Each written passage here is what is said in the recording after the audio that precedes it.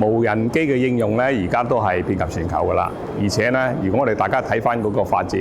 無人機喺2024年咧，其實咧已經係被認為咧係呢個低空經濟嘅元年啊。所以全球都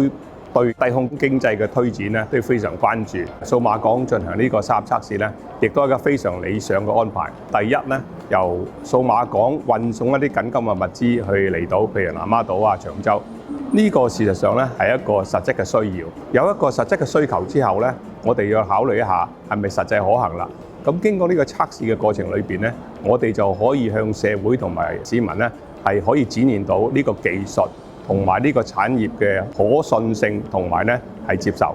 咁除此之外咧，喺數碼港咧亦都好多優點，我哋需要考慮，亦都係咧沙盒測試咧係必要嘅條件嚟嘅。Cyberport 咧，佢個基礎建設好似充電嘅裝置啦、無人機嘅升降台啦、超算中心嗰個算力啦。數碼港喺今年年尾咧，超算中心嘅運力咧係可以達到咧係3000個 P 嘅速度嘅。咁呢個對一個無人機嗰個營運個測試咧係非常重要，尤其是喺日後咧，我哋講緊唔係1部2部嘅無人機嘅運作，而係講緊係上百上千嘅時候咧，呢個運算能力係更加重要。除此之外咧，個地理環境都非常適合㗎，因為我哋剛才所講啦，安全係非常重要，亦都係個基本嘅要求。